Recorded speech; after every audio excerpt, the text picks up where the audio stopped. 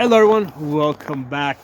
Today, we're going to be talking about Trump's idea of eliminating the IRS, getting rid of the Internal Revenue Code, okay, in favor of tariffs or an external revenue code. I'm going to talk to you guys about why that's such a great idea. And I'm talking to you guys as an accountant. Okay, if you guys have been following my channel from time to time, I do talk about economics, and I have been an accountant for many years. Have done many tax returns. Have worked on different corporations. I don't do some of it. I don't do much of it anymore because I'd rather be here shooting guns. Okay, but my background is accounting. Okay, so here's the thing with taxes: you're going to get taxed either way. Okay, so for one thing, it's if they're going to tax you either way, right? It is a lot less trouble for them to tax you, through tariffs. Yeah, it's going to get passed down to you. You're going to pay the tax one way or the other, but at least you don't have to do tax returns. Okay. Or you may still have to do tax returns as far as like maybe information reporting, but it could be like greatly simplified so that like my tax returns are like 300 pages long. Okay, I mean I got businesses and stuff like that, but the tax returns could be greatly simplified. Okay, so aside from the simplification process, right? It's kind of like when you pay sales tax, right? When you go to purchase something, they tax you. You pay your sales tax, and you really don't think about it once you take that product. Well, the tariff would kind of work the same way. You go and you buy your stuff, the tax is already in there, okay, and you don't think about it. So one of the arguments I have heard against tariffs, right, is that it basically taxes everybody equally, so that the poor have to pay for the poor have to pay just as much as the rich, right?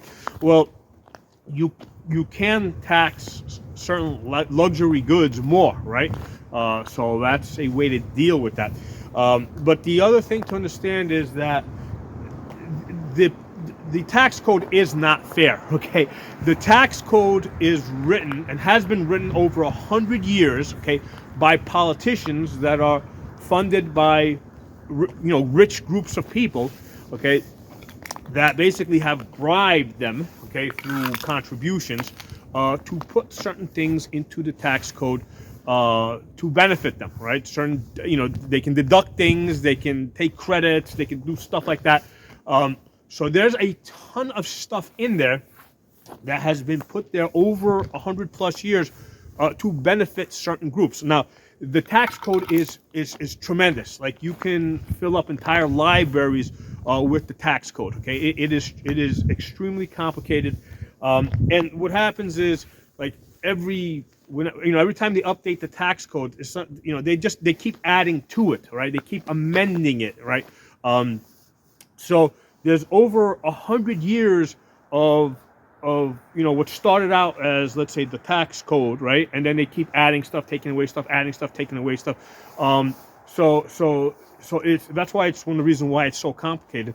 And here's the thing, like even though I've done tax returns, I might know 1% of 1% of the tax law. Okay, the best accountant in the entire United States might know a half of 1% of the tax law. Okay, and that's that's also the case with lawyers. All right, the laws in this country are so complicated that even the best lawyers, what do? They specialize in a very specific area because law is so complicated. So the same thing goes with the tax law. It is so complicated that most accountants tend to specialize in a certain area. Okay, there's nobody that knows the entire tax law, and because it's so complicated, and because politicians have been, putting in their stuff to benefit certain groups of people, certain corporations, etc., over the course of 100 years, nobody even knows there's no one person that knows what's in there. Okay,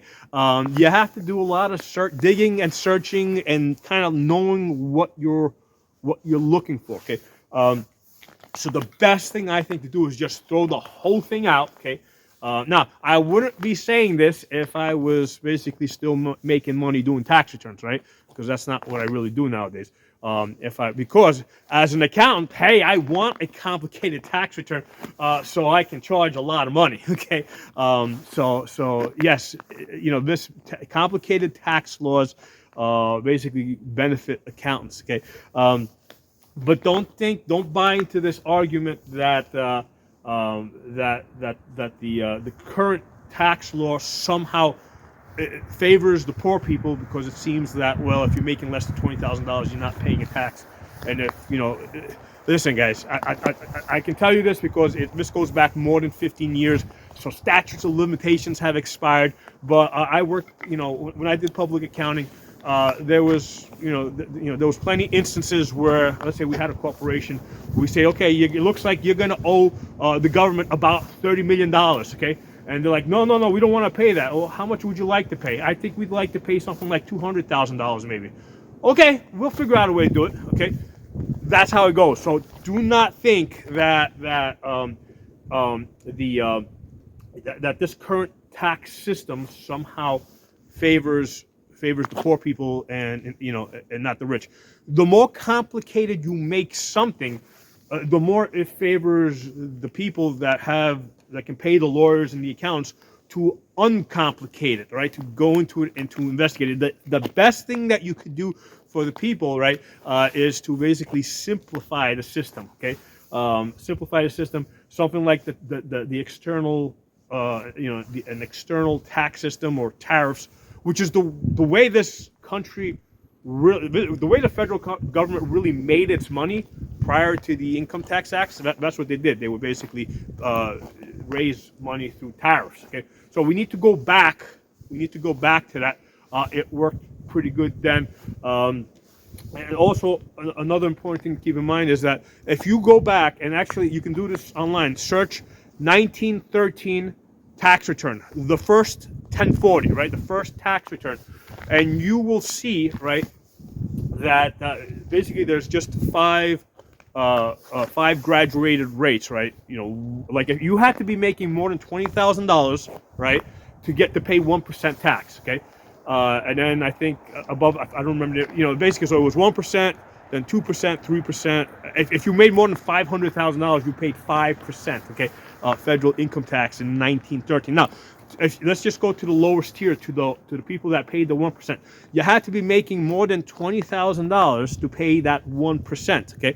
In 1913, okay? This is at a time when, like, the average income was like $2,000 per year, okay? So in 1913, in order to pay a federal income tax, you had to be rich, okay? So the income tax was intended for rich people, not for the middle class, not even for, upper middle class. You had to be rich, and that's the only way they got it to pass, okay? Because they fooled the people back in 1913 by telling them that this was only going to be a tax on the rich, right? And then once they got the income tax amendment passed, then down the road they started taxing everyone. Okay, so that's one of the things to be careful of when they say that, hey, this is only a tax on the rich.